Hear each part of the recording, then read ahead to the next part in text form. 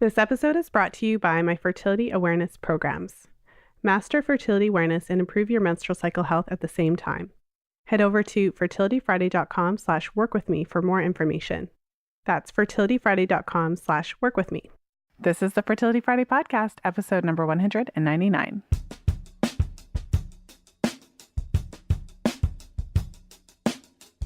Welcome to the 199th episode of the Fertility Friday podcast. Thank you for joining me today. I'm Lisa from fertilityfriday.com, and this is your source for information about the fertility awareness method and all things fertility.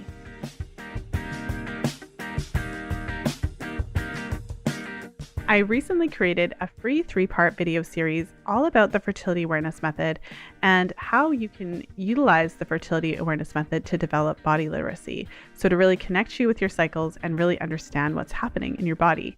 And so if you haven't had a chance to get your copy of my free video series, make sure to head over to fertilityfriday.com/FAM101. That's fertilityfriday.com/FAM101 to gain access to my 3-part video series all about fertility awareness charting.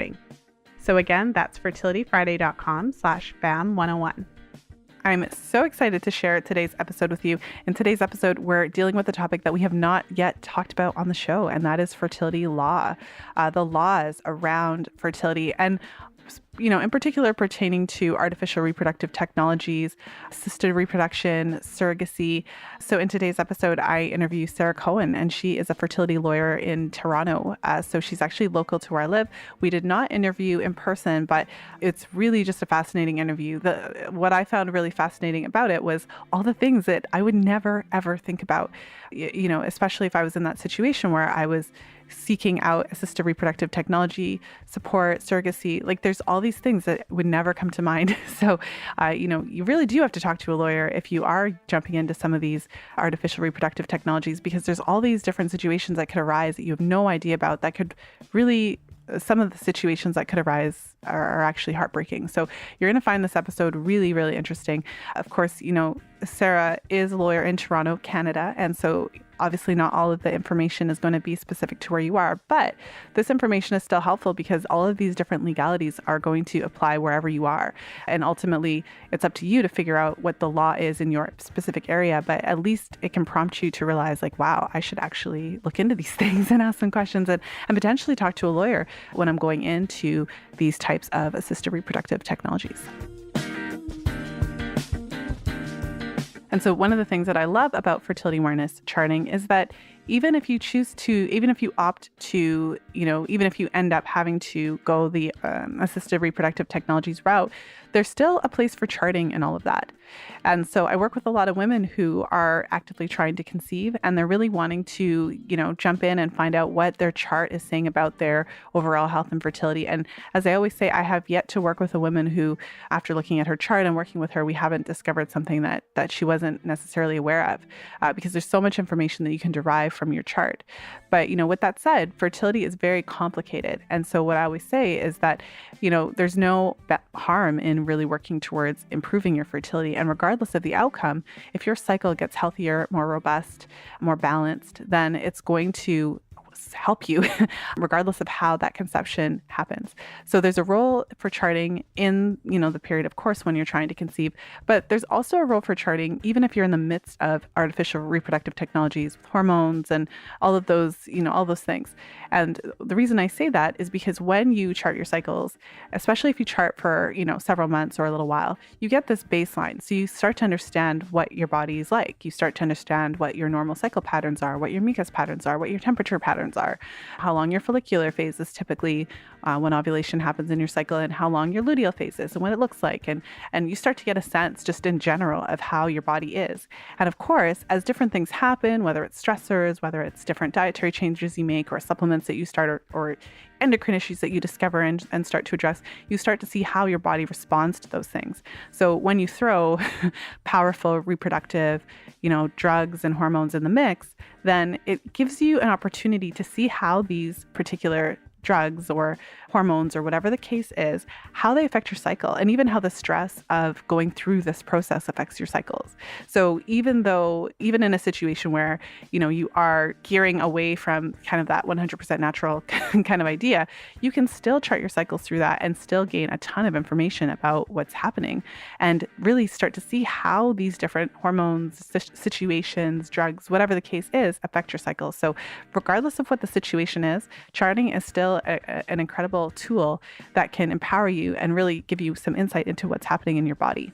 And so whether charting is brand new to you and you've just discovered it and totally gone down the rabbit hole with us on this podcast, or whether you've been charting your cycles for a while and you're pretty experienced now, been charting for several months or even a year or more, if you're still having trouble deciphering what you're seeing on your chart, if you're wanting some additional support and just a greater insight into what's happening with your cycles, then I would encourage you to head over to fertilityfriday.com/work-with-me to take a look at the different programs I offer. So I have a number of different programs, a number of different ways that we can really work together over a period of time and go in depth in your charts to really let you come out on the other side with confidence using this method to achieve your intention. So confidence and understanding how the method works so that you can effectively avoid pregnancy when you're trying to effectively achieve pregnancy when you're ready to get pregnant. But in addition to that, really gain some insight into what you can learn about your health and your body and your fertility from your charts. So if you're ready to jump in, make sure to head over to fertilityfriday.com/work-with-me. And if you're not sure which program is actually going to be the best fit, then make sure to set up a complimentary 15-minute consultation with me.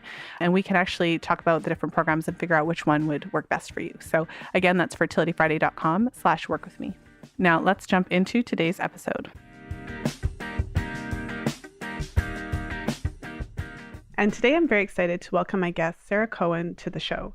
Sara is a fertility law lawyer based in Toronto with clients throughout Canada and beyond. She is the founder of Fertility Law Canada and a partner at D2Law, where her practice is exclusively devoted to fertility law.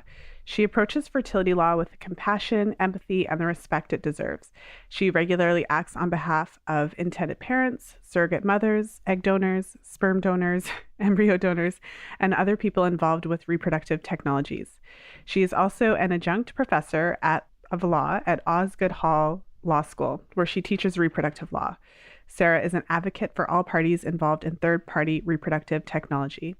And in today's show, we will be talking about fertility law and the legal implications associated with assistive reproductive technologies. So without further ado, welcome to the show, Sara. Thanks so much for having me. Well, thank you for being here. And of course, I gave you a pretty good introduction, but maybe you can just start by sharing with us a little bit about your background and what drew you to fertility law in particular. Great. A little bit about me. You've said a lot of it. So basically, I am a lawyer. I happen to live and work in Toronto. I do legal work all across the country. And although we have certain issues with Canadian law, overall, it's still a really, really great place when you're looking to conceive, especially compared to most other places in the world. We work with people internationally as well that are looking for third-party reproduction, in particular in Canada. In terms of kind of why I got into this area, well, I'm one of those people that from the time I was really little, I always wanted to be a parent.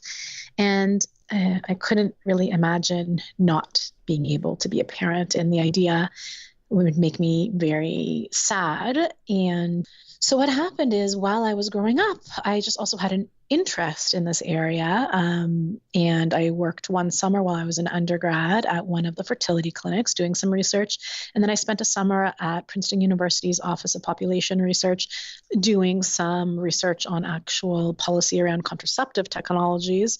And then when I was in law school, the Assisted Human Reproduction Act came out, and I was so interested in the area that I took any course I could and wrote on this topic and why the law, being the way it was going to be a problem in terms of people's access to fertility treatments that they needed in Canada. But then I kind of just took the regular route for a while there, and I was a commercial litigator at the time, the biggest firm in the country in Canada. And for a number of years until I had little bit of my own fertility struggles. And then I was lucky enough to have my own child. And I kind of had one of those moments that I think a lot of people have where, if I am going to work and I'm not going to be with my child, what good can I do? And how do I do it? And, I kind of thought about lots of different areas of law practicing, and I knew I wanted to do something that had to do with children, and thought about doing child protection law and all those different things. And I just kept on coming back to this. This is what I really wanted to do. And I just took the jump, took the leap, decided to do it. And I didn't think I would be as lucky as I have been. I've been really fortunate. I think I was been very warmly embraced by the fertility community in Canada and beyond. It's been a huge passion project for me. I'm very passionate about it.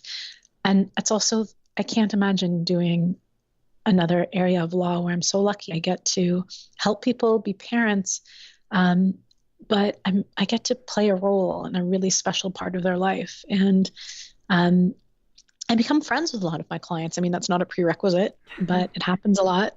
So, we do play dates together. I'm at a lot of birthdays, and so are, my kids end up knowing a lot of these kids too. It's really, it's not the kind of thing where, 5 o'clock comes and this isn't part of my life anymore. It's a huge part of my life, 24 hours a day, 7 days a week. That's incredible. Thank you so much for sharing that. I can really relate. As a mom, I have 2 kids. I have a son who's 2.5, and my eldest is 5. And exactly what you said, you get to a point where you realize that your time it's very valuable. And if you are spending time away from your kids, you want to make it count. So I can really relate to that. Cool. That's great. Well, and so maybe you can give us a window into fertility law. So some of the listeners may be wondering, well, at what point do you need a lawyer? In what situations do we have to actually go there? So maybe you can give us a bit of an introduction as to why is it that clients are coming to you? Sure. So my bread and butter in terms of like what I spend most of my days doing is most of my clients are involved in third-party reproduction. So third-party reproduction is where there's a third party, like a person who doesn't intend to be a parent, who's going to be a parent. So we're looking at a lot of surrogacy, a lot of egg donation, sperm donation, and embryo donation. So I'm doing most of my day is that work. I'm also doing a lot of work for the different fertility clinics. So I'm helping them with legal advice on things like consent forms and other issues. I help and I work with importers of gametes into Canada. So in Canada, we actually, unfortunately or fortunately, depending on your perspective, we import a lot of our gametes because we just don't have enough donors in the country. So I work with those businesses. And then there's some, I guess, different situations that aren't third party, but, if people go their separate ways and have a dispute about leftover embryos or eggs or sperm, if people are coming together and building a family, even without third party, but they're multi-parent families, so sometimes polyamorous families needed an agreement in terms of parentage and stuff like that. I mean, gold standard, almost nobody does. The gold standard actually would be every time people create embryos together that they would actually enter into an agreement because, unfortunately, people don't always end up being together. And the law in Canada, for the most part, really does not favor the woman just because it ends up often being that by the time a couple splits up, if it's a heteronormative couple, a woman usually can't, or what I often see is she can't make eggs anymore or not viable eggs. So because of that, she really wants to use those embryos, but the law requires that both parties consent to the use. And it's the kind of thing where you can only protect yourself really by agreement in advance. Wow. Yeah. Well, so that's part of what I want to get into in our interview, kind of just the nitty gritty of the legal aspects, because I know Canada has very specific laws about human life and what you can do with it and, what you can do. So maybe you could just talk a little bit more about that. I mean, there's so many different scenarios where you're with your partner, you have eggs harvested, you make embryos, and then all of a sudden something happens later on down the line. And so you mentioned that the best way to protect yourself is ahead of time. So in the work that you've done, when a couple finds themselves in that situation when they're no longer together, but they do have frozen embryos, maybe you could just tell us a little bit about what that's like. That's just it's hard to think about. It's hard to imagine. Right. And I think we're just hitting the point right now where it's really becoming an issue because the Assisted Human Reproduction Act is a piece of legislation that is federal. So it's across the country. It affects everybody. There's a lot of things that I wish were heavily regulated in Canada when it comes to fertility law. But one of the things I don't think that should have been regulated is really pretty much the only thing that is regulated, which is the kind of consent that is required in order to use reproductive material. So, it sounds like a good idea, but the problem is the way it's set up is really negative to women for the most part. It's basically almost discriminates against whoever can't make reproductive material anymore and puts them in a really lousy position. And it codifies certain things that perhaps shouldn't have been codified and should be left to the discretion of a judge, perhaps, because there are many factors kind of on the ground. So specifically what happens is if a doctor were to transfer an embryo into a person's body without the proper written consent of both people whose gametes were used to create that embryo, where they were using it originally for their own reproductive use, the doctor is open to a punishment of up to $250,000 and or 5 years in jail. So the doctors are going to, right, it's pretty severe, right? Yeah. So the doctors are going to take that very seriously. But the problem is, what I'm seeing almost, like more than 9 times out of 10 is that it's, people made embryos, whether it's, what I see a lot of the time is like maybe a woman has cancer, so they make embryos.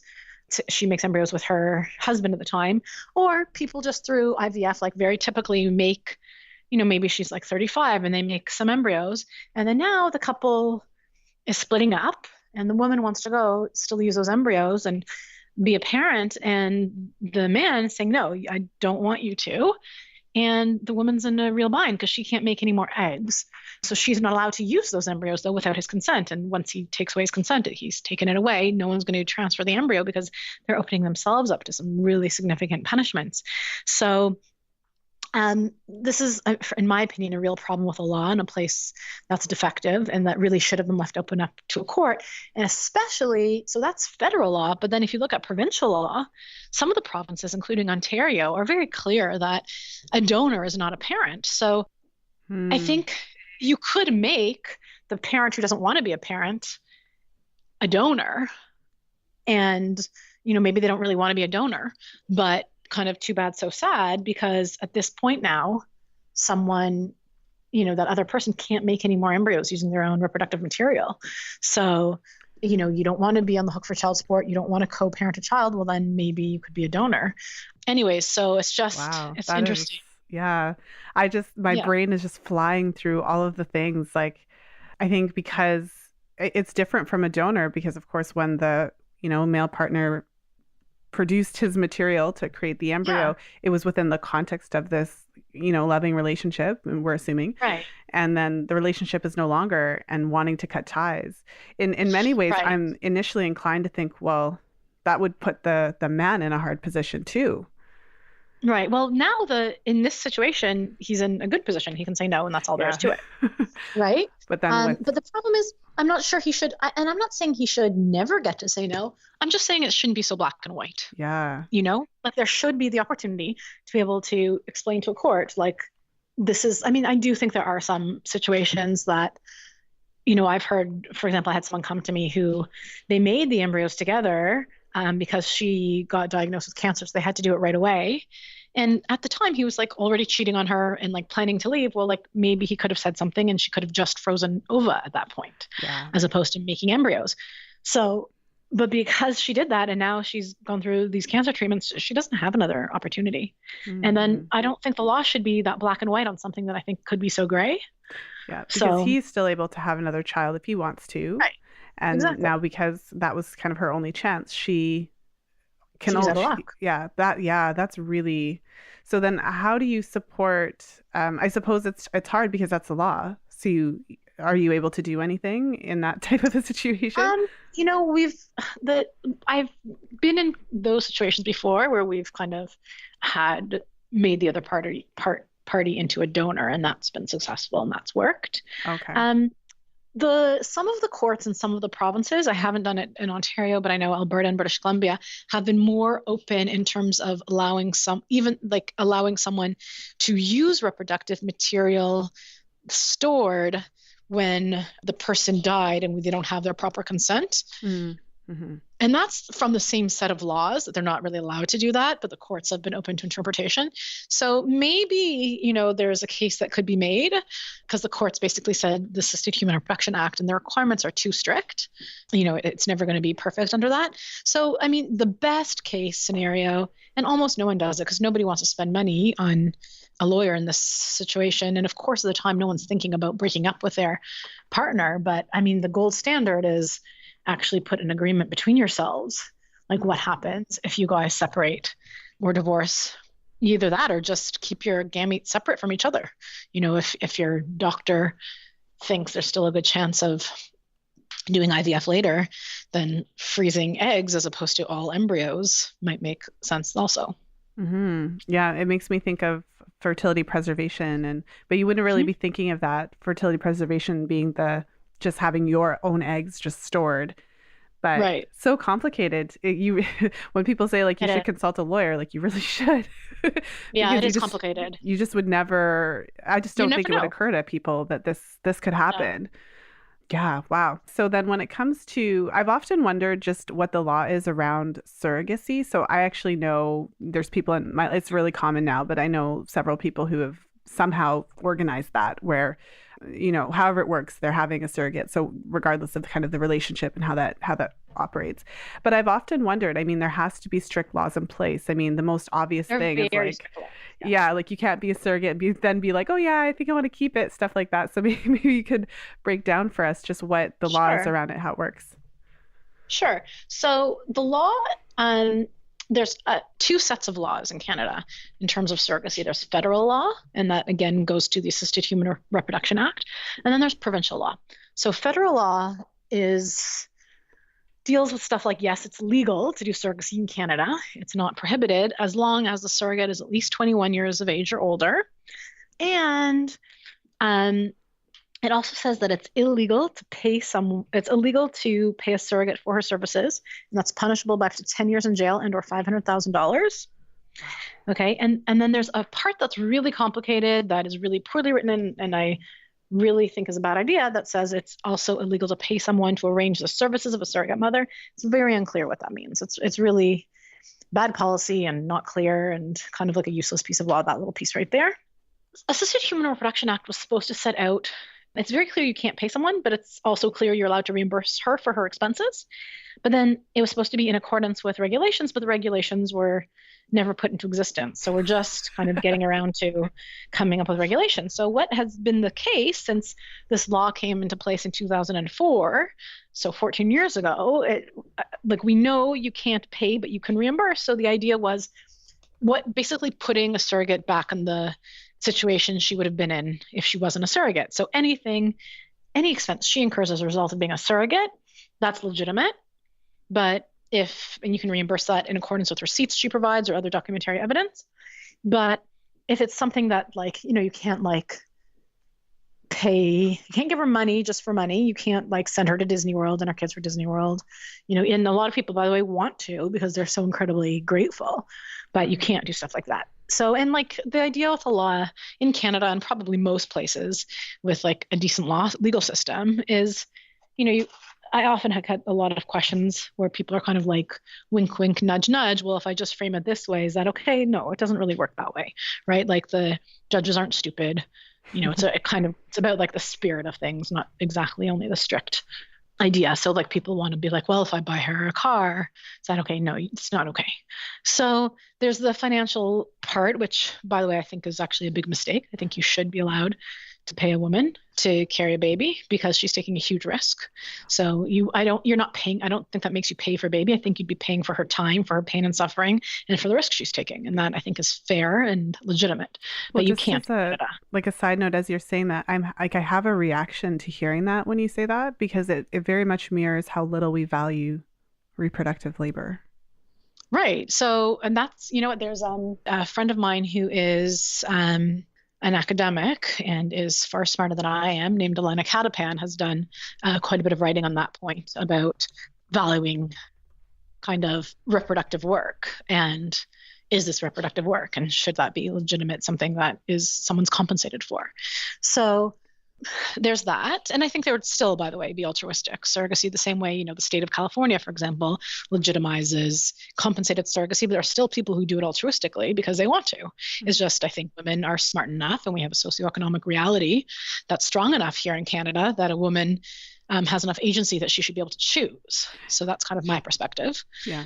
But you can't. And then the other part of the law in Canada that you were actually referring to about keeping a baby, that is different completely on a province by province basis. Whoa. So the strongest province, and that matters really where the surrogate lives because it matters where the baby's born, and typically the baby's born where the surrogate lives. Okay, not always, but typically. So where the baby's born is the law that's probably going to be the law that matters here.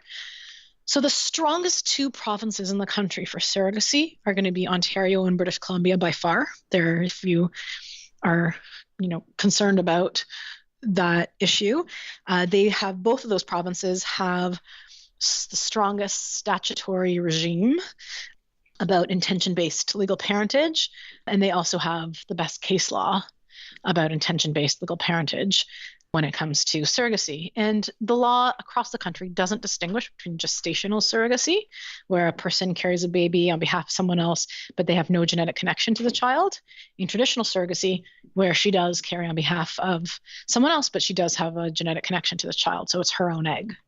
We see not almost none, but very little traditional surrogacy these days. We see a lot of gestational surrogacy. Traditional surrogacy used to be kind of the thing because we didn't yet have IVF, but at this point, almost everybody does gestational surrogacy. So just to clarify, like traditional surrogacy was like a woman who kind of volunteered to somehow have like a man's sperm meet her egg and have the baby on that for someone else. Exactly. So it could be through IVF, or most often it was not, most often just insemination. We still do it sometimes, but very, very rarely. Both because anecdotally, we find that those are the ones where there's issues, where of course it's more likely where someone's going to want to keep that baby, although I wouldn't say that's necessarily the case either, but more likely than with just gestational surrogacy. And also it smacks a little bit of like a planned adoption, so people are less comfortable with it. And gestational surrogacy is such a good option these days that that's the way to go.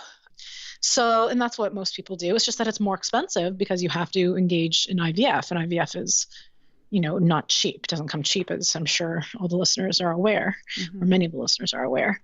So the law, like I was saying, Ontario and British Columbia are the strongest. But that being said, it's important that people understand, I don't know how many surrogacies I've done, like many hundreds at this point I've been involved with, maybe 1,000. I don't know. I don't have an exact number.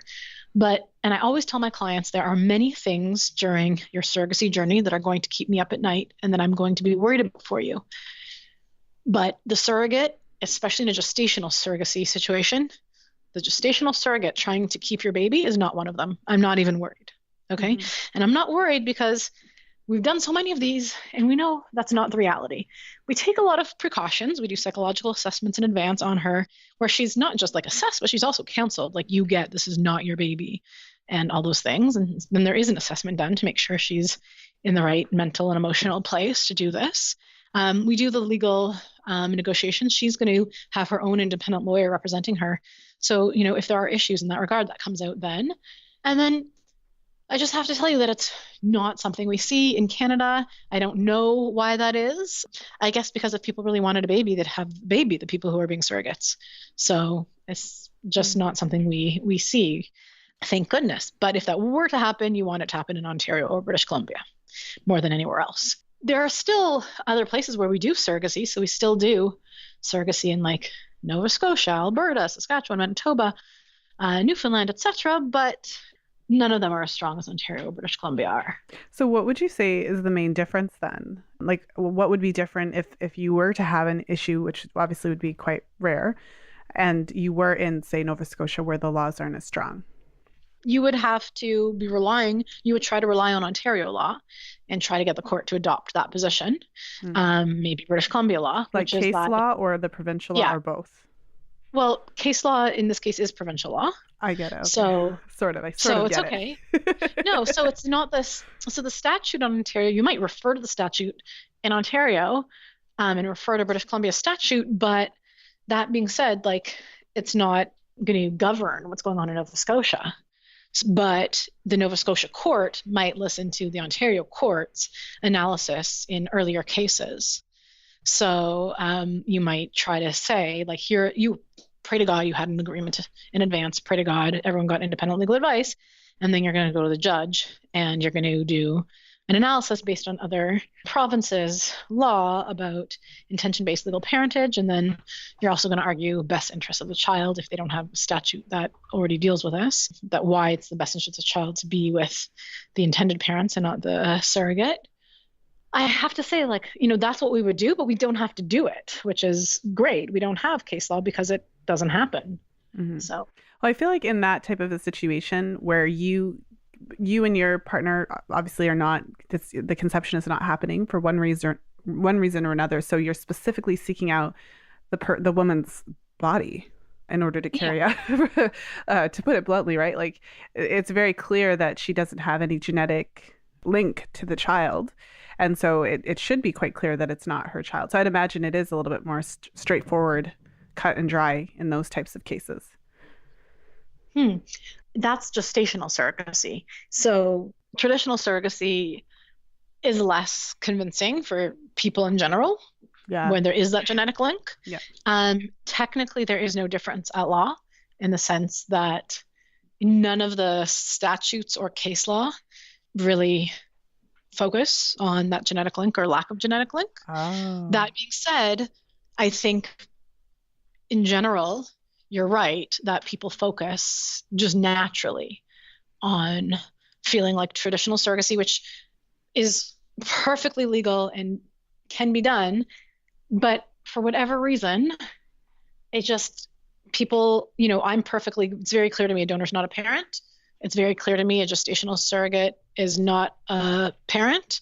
It's also clear to me a traditional surrogate's not a parent, but it becomes more dicey in that regard. I don't know, like, there's just something there that people think it's maybe hitting too home, something like that in terms of adoption. Well, and Hello?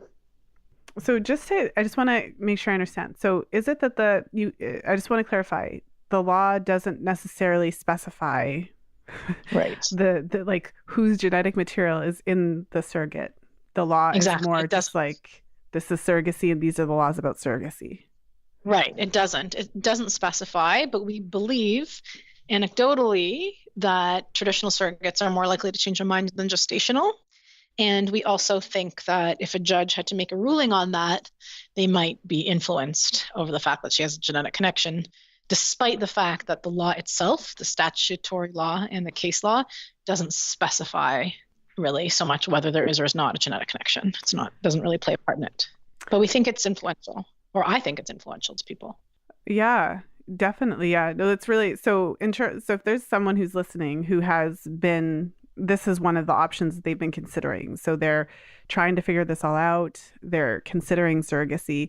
They may not live in Canada, so of course that's going to depend on where they live and what the laws are like wherever they are. But just in the general sense, what could you do if you and your partner were considering this option, or you in general, or some combination were considering this option? What could you do to kind of minimize the chance of anything going south?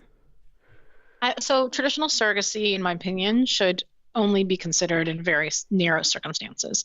So it's not the kind of thing like I do, like I think you already know, I do a lot of surrogacy where we've got intended parents who live abroad. So in Spain and France and Australia, et cetera, places that are not as surrogacy friendly as Canada is, a lot of people come here.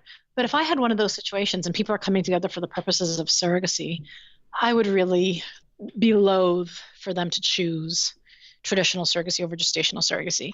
So where I'm seeing traditional surrogacy being done successfully is more, my best friend's caring on my behalf, my sister's caring on my behalf, this person I've known for like 10 years or for a long time. That makes sense, or it can make sense. I'm not saying it's perfect. I'm not saying it's without risk too. But when people are, coming together and finding someone who they don't know long term, traditional surrogacy becomes more risky, I think. Well, and so, so that would be like your best friend, but it's also her egg. And then she's going to give you the baby. Yeah. So kind of step one would be to really consider if that's the route you want to take. Yeah. It's really only the right route for people when it's financially not viable to do gestational surrogacy. Okay. If they can't afford the IVF, then it's obviously cheaper to just Right. do a home insemination or something if that works. Exactly. Yeah. Much cheaper, but I think it's more dangerous. So Yeah, because it's 9 months is a long time, and there's a lot of powerful hormones that go on. I mean, we're all like you would think it's all rational, but I could see how that would be murky, especially if the law doesn't just straight up say no. Especially, if the person because it becomes then like does it become a custody battle? Like what would happen? it doesn't happen, so I can't even tell you. Like, it thank goodness doesn't really happen. I've seen it happen like one time, but it wasn't really like genuine on behalf of the surrogate. It was, for financial reasons. It had nothing to do with like loving the child. So generally, people who choose to go through with this, like, I don't know what other people do. I can only tell you about my practice. And in my practice, I won't work with someone unless certain requirements are met. And one of them is that the other party is going to have independent legal advice, because someone needs to be on board for the surrogate and to be best representing her and explain what her rights are, what her obligations are, what could happen. And I don't know exactly at what point, I'm doing something right, or someone's doing something right, or their lawyer's doing something right. But a lot of people, it becomes pretty clear during the process. Like, if something's just off, we just stop it. Like, if we're worried about someone wanting to keep a baby, like, we just wouldn't go forward. And you have to be very strict about things like that. So, but I don't think, I think people would be shocked with how little of a concern that truly is. That, that it's not something that we see frequently at all. I feel like it's an awful lot of trouble. Surrogacy isn't something that's like super easy.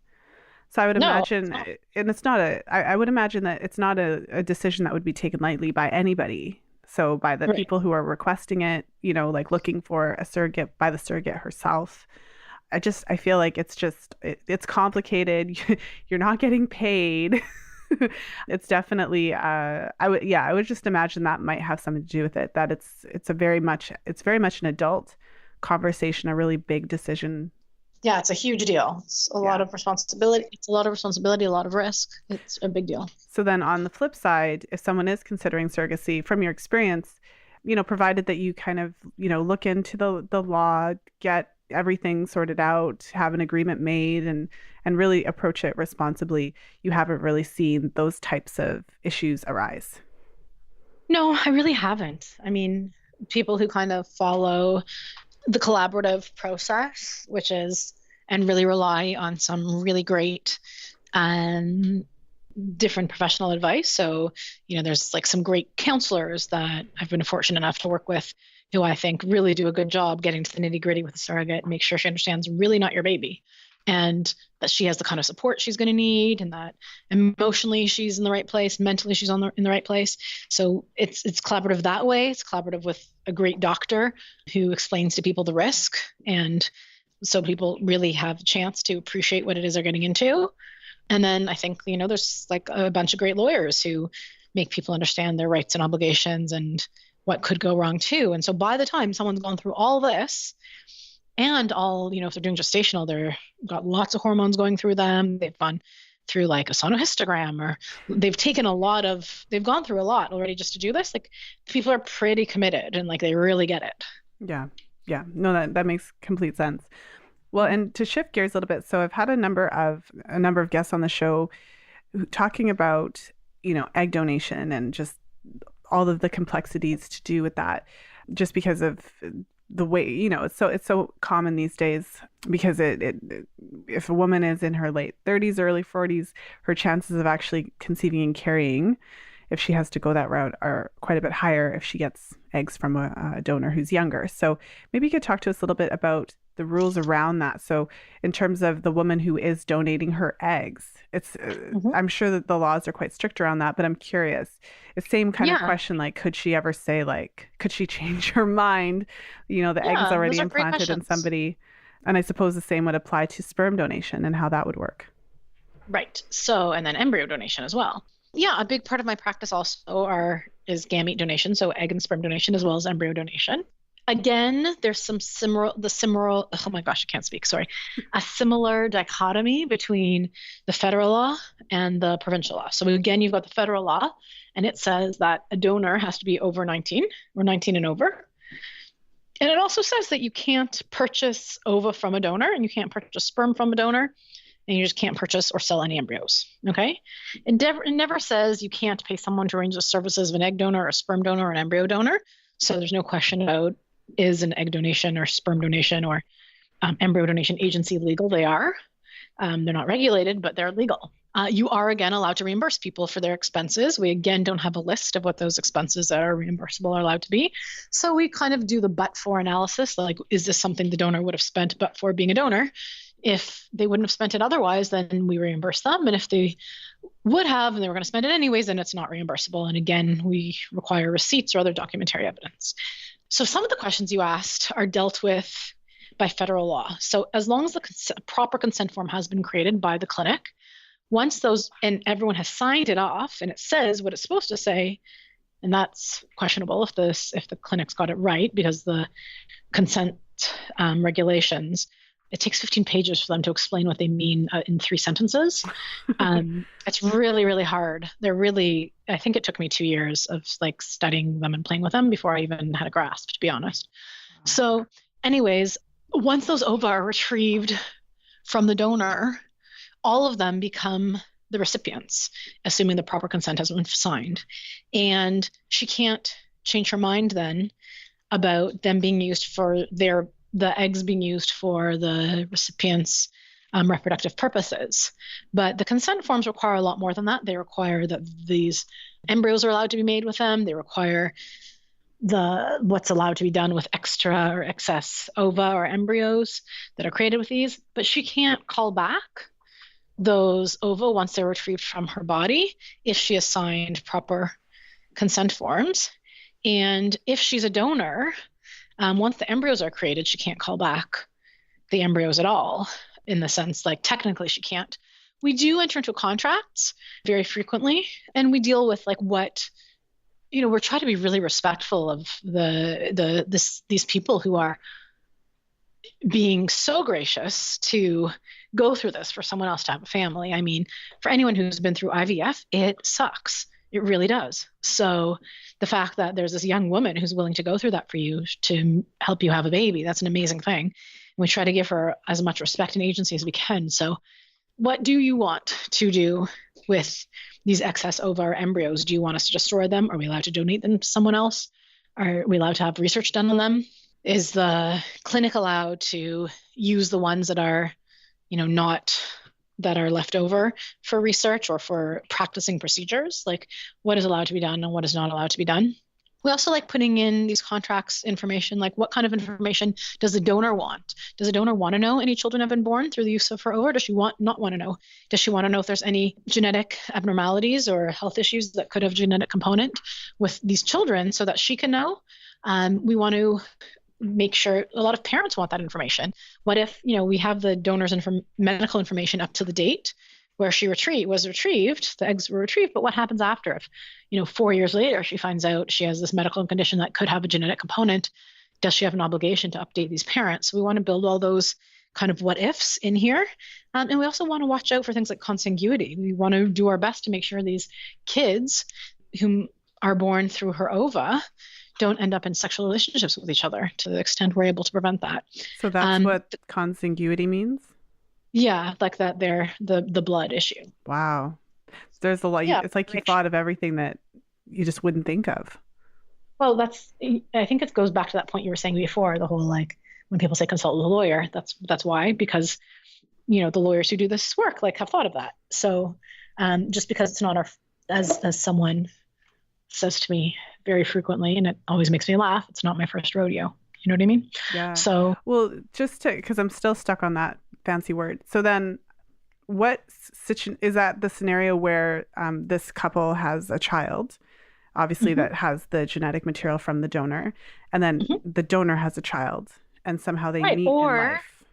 Right. Or maybe the donor donates, a few times to other families in Toronto using the same clinic. So how and all these kids are born.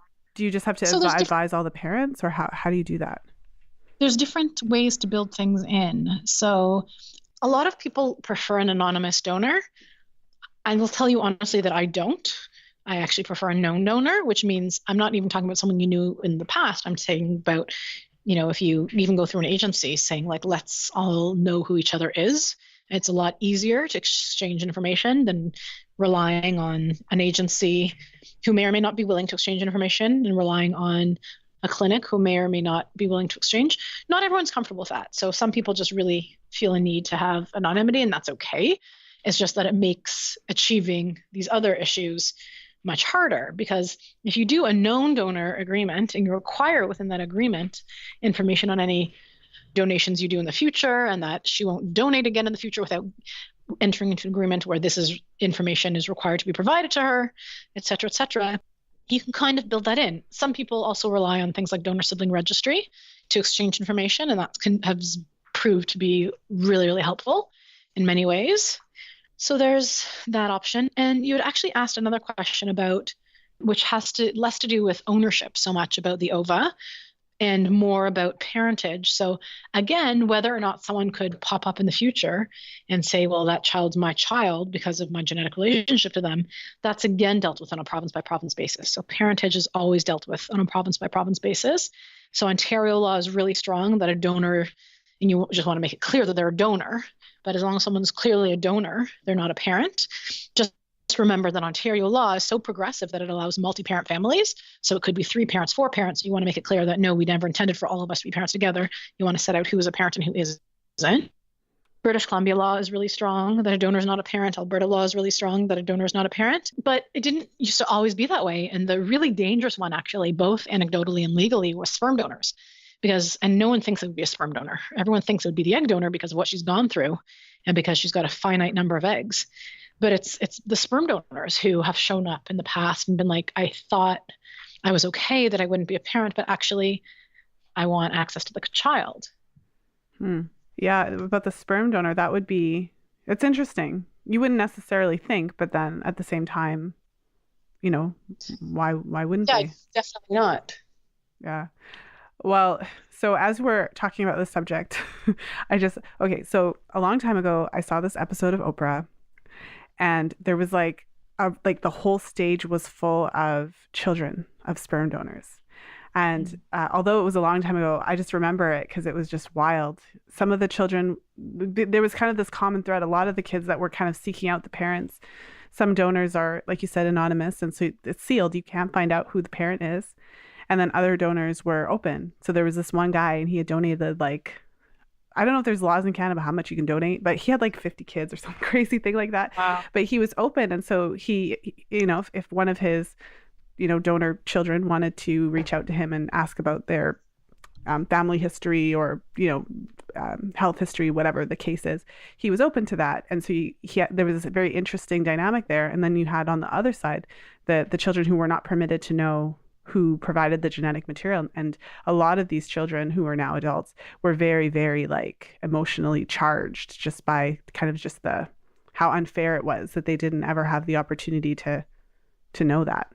I don't know. Do you have any thoughts or just any even just from a legal perspective, any just thoughts or on that whole topic and how it works with regards to donation? So I think that in the United States, where we actually import most of our sperm from, if I understand correctly right now, there are some kind of, I wouldn't say they're regulations, but guidelines as to how often sperm should be used from a donor within a certain geographic area and a certain population. That makes sense for the reasons we've already discussed, consanguinity. We don't want the kids to accidentally be in sexual relationships with each other. It's dangerous, right? And stranger things have happened, and there's some really interesting cases where these things have happened. In Canada, there's no laws like that. And one of the really bad things about the fact that you can't pay a donor or you can't compensate a donor in Canada is that we used to have a whole bunch of sperm banks in Canada. But when the law came out that you can't compensate a donor, you can only reimburse them, all the sperm banks, all the national sperm banks closed but one. And that sperm bank that we have left any given year, it's got something like 20 to 40 donors, and they try so hard and they do such a good job in trying to get people to donate. But when you can't compensate someone, people think, oh, it's not a big deal to be a sperm donor. It's a huge deal. It's, first of all, getting yourself to and from the clinic. You're probably going to miss work. You have to go certain days, certain times. It's not just like one-time thing. There's a whole bunch of testing and guidelines that have to be followed. It's quite the process. So you can imagine that we have a major sperm shortage in the country. So unless you have a friend who's going to be a known donor for you, and until about a year and a bit ago, the law in Ontario, for example, was very dangerous when it came to a known sperm donor. It's much less dangerous now. It's not really dangerous at all. But it used to be dangerous that a known sperm donor could pop his head up and say, well, this is my child. It was a problem. So other than that, we import almost all of our sperm. We don't have regulations in any province or anywhere in the country about how many times we can use that sperm. And we really can't because we have such a shortage. Mm-hmm. So I think the bigger policy concerns that we should have in terms of worrying about the health of children who are born through assisted reproductive technologies have been lost and sacrificed really at the altar of we don't want to pay a donor. And I think, okay, so, maybe paying a donor doesn't feel great for people, and I get why it doesn't, but I think we've lost out on the more important issues by choosing to make that the only focal point. Yeah. See, I think it doesn't matter my opinion, right? Because it doesn't change the law. But I feel like if even if we don't think that donors should be paid, like come up with an honorarium, a standard amount that's decent that you just give a person.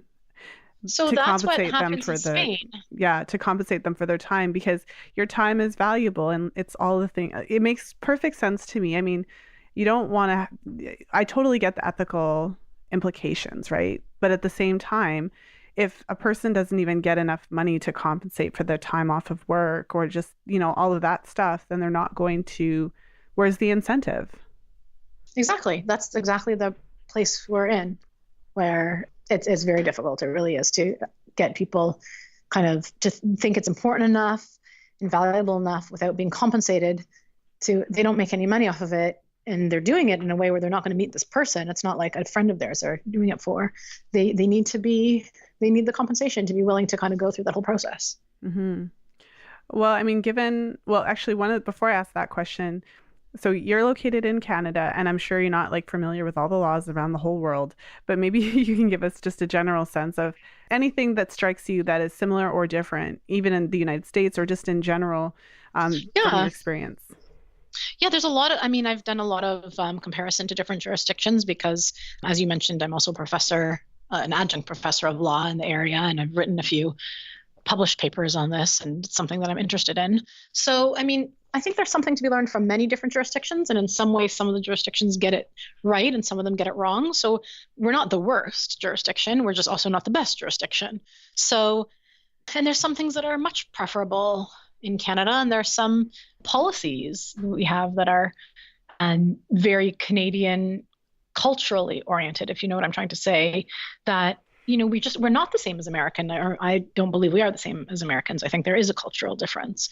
So certain things just that go on in the United States might not work in Canada, but there are things we can learn from. So you mentioned one example about, we don't want people being like, blonde-haired, blue-eyed, 6 foot, gorgeous donor.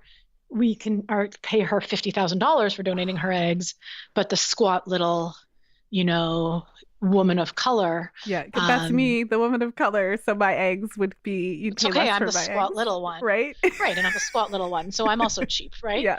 But but what I'm trying to get at is we don't want to encourage those things either. So it's worth thinking about a process that happens in Spain where it's something like, I don't remember the number off the top of my head, but it's something like 2,000 euros flat is what she's given. It's not a ton of money, but it's enough, right? Mm-hmm. So, and it has nothing to do with like how beautiful she is, how educated she is. It has nothing to do with that. It's that this is what your time and your suffering and your risk, this is what it's valued at, and it's valued the same for everybody. So that's one thing that you can look at. There are other places that have donor registries that we can look at. New Zealand has a really great donor registry and has really thought about making sure children have access when they're older to information about who that donor is, making sure that if there's health issues, they're able to track who other children who are genetically related to this child is. So we don't have that anywhere in Canada. We don't have any province that's done that. The United States hasn't done that anywhere either. Most places have not done that, but New Zealand's a great example of a place that has done that. So does that mean that in New Zealand, they don't have the option to be anonymous? No, they can be. Well, that's an interesting question. What I'm trying to get at is you could be anonymous if you want to, but at a certain point, like when the child already is an adult, is there information that that child should be entitled to? Maybe it is, maybe it isn't the name of the donor, but at least we could have information about the health information. You know, if a donor finds out I have this health issue, I have no way to contact these parents, there's like a central system that, you know, I can contact and put that information in, and they're tracking who everyone I'm genetically related to is, so they can advise all these other children. Like, maybe it is that they get to know who the donor is, maybe it isn't. But even if they didn't, start building, maybe they get like a profile or something. Or maybe they do. Like, I don't know yet. We haven't fleshed out the details, but there's obviously a lot of responsibilities and obligations we owe these children who are being born through third-party reproduction that I think we should be thinking about. But we also have to think about it in such a way where we're not making people scared to use donors because they're so scared about, you know, being out. And the donors, sometimes there's some donors who are like, I never want these people to show up. So maybe they want that privacy. So, you know, we can look at the way we dealt with adoption in Ontario, for example, where the child is entitled to find out when they reach a certain age, the name or the identity of their birth parents, but the birth parent can put something in their file like, don't contact me. And then they're not allowed to, and there's a huge fine if they do. So I'm not saying that's a perfect system either. I'm just saying there are lots of different options, and none of them have really been explored. Yeah. No, that's really interesting. I think it's for what it's worth, it's quite a new field. We're all still in this very new phase, and hopefully as we continue to grow, and obviously as this becomes more common, that our laws start to reflect what it is that people need. And so, you know, we've talked about a lot. I feel like I've learned a lot from you, just so many different scenarios that I wouldn't have thought of. And I'm sure the listeners really appreciate that. So, because this is just not, because it's so new, a lot of these scenarios we haven't really given a lot of thought to, I think, as a culture. But just given everything we've spoken about today, is there anything that you'd want the listeners to take from it? Anyone who may or may not be in that situation now, or may even just wind up in a situation in the future? I want people, you know, something we didn't talk about very much was the stigma of third-party reproduction. And something that I would love to talk about, we don't really have the time right now, but I just hope people kind of can take a step back and understand how lucky we are to live in the time that we do, where if anyone really, really wants a child, I hope that they're able to achieve growing their family in whatever way they want to. But if they aren't, we're at a place right now where it's kind of a question of when rather than if they're willing to kind of go through the mental and emotional and psychological process to get to a place where they can believe that this is the child they were meant to have. And I think that's such a beautiful thing. And having worked with so many families who have been built with third-party reproduction, I think I've yet to meet the parent who doesn't bond or doesn't feel immediately that this is their child. So I'm just very grateful that we're able to build families the way we are today, that it's with just so many options out there. Mm-hmm. Well, I'm really glad that you said that as you were talking about that, and I was kind of picturing what that would look like. A lot of the legal ramifications that we're talking about, that's kind of like the very beginning stages, just to kind of get everything in place. But at the end of the day, the whole purpose of this is to help people grow their families, to basically unite them with the child that they always knew that they were to be united with. And so it's like, okay, file all the paperwork, cross all the T's, dot all the I's, do all of this, like go through all the mental gymnastics and all that stuff. But it is an incredible time that we live in, and that we have the ability to do this. There was a time when if a couple couldn't have children, they were just barren. Yes. And that was it. There was no options. And that wasn't that long ago. Right. I know we're very lucky. We really are. Well, thank you Yeah. so much for being here, Sarah. It was just a pleasure having you on the show. So for anyone who's listening who is, anywhere in the world really, but in Toronto or just anyone who's wanting to find out more about what you do or actually potentially looking for legal advice, how could they get a hold of you? So I'm crazy responsive by email. My email is Sara without an H, SARA at fertilitylawcanada, one word, .com. Or they can try me at 416-907-2189. Okay, great. And I will put a link to your website and your information in the show notes page. So for anyone who's on the go, you don't have to remember that. But thank you again, Sarah. It was my pleasure. Thank you. Thank you for listening. If you enjoyed today's show, please share it with a friend. You'll find the show notes page for today's episode over at fertilityfriday.com/199. I hope that you enjoyed my interview with Sarah. It was I feel like this episode was super eye-opening for me. It was really interesting to think about all the different scenarios that could happen and when you would actually need to have a reproductive lawyer. It's something that I haven't given a whole lot of thought to. And all of the different situations that she brought up and what could happen and all of the hypotheticals that are accounted for by a lawyer in these types of situations, it was really eye-opening. And especially now that assisted reproductive technology is more common, surrogacy is more common, this is the way of the world. It's just so much more common. Many people are seeking alternative routes to build their families for all kinds of different reasons. And so I think the takeaway from this interview was really to try to think about these things ahead of time. I think the one example that really struck me, because of course I wasn't aware of the legal ramifications of this and it had never really occurred to me, is when you have a couple who, during their marriage, when they're actually together and they're in the midst of their marriage, for whatever reason, they make embryos together. So the example that she gave was one of her clients who was going through cancer treatment, and they actually went and created embryos together before she went through her cancer treatment as a way of preserving her fertility. So a type of fertility preservation. And then they ended up getting divorced, and she doesn't technically have the legal right to use those eggs if her partner doesn't consent. And that's the law in Canada. And I thought that was a really important example for us to really think about what the implications are of these different technologies.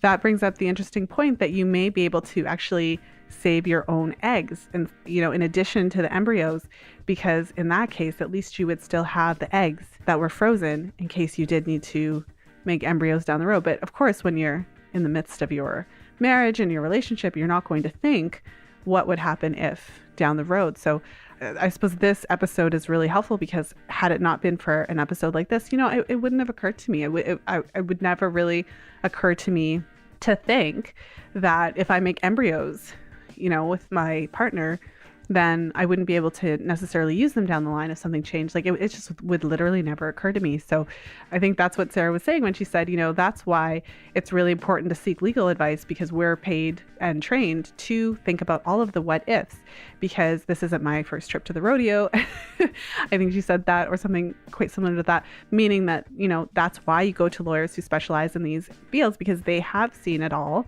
and they do think of all of these what ifs. And that is why they're there, to really protect individuals and couples in these types of situations, because you would never really think about all of these things. And what I also thought was interesting, we had quite a good discussion about surrogacy and all of the different possibilities. Just the one of the questions I had was around what would happen if the surrogate parent, so the person, so the person who is carrying the baby, if they decide, well, I want the baby now, what happens? And that was a very, very interesting discussion. And I think what came out of it is that it's very, very rare that would even happen because of all of the kind of pre-planning that you do ahead of time. But even just having that conversation and thinking about that and what would have to be in place legally and how it could be different depending on where you live. And this is only Canadian law. Many of you who are listening do not live in Canada, and therefore Canadian law doesn't apply to you. And so that brings up an even more important question, which is, if you know what the laws are in your own country, in your own state, in your own province, and what are the implications if you find yourself in one of these different reproductive scenarios? Like, how would you handle that from a legal perspective? And so this episode was very eye-opening, and I hope you enjoyed it as much as I did. So I just want to thank you again for hanging out with me today. This episode was super informative, and I was thrilled to have Sara on the show. So thanks again, Sara, for coming on the show and sharing your knowledge and expertise with us. I want to thank all of you for supporting the show.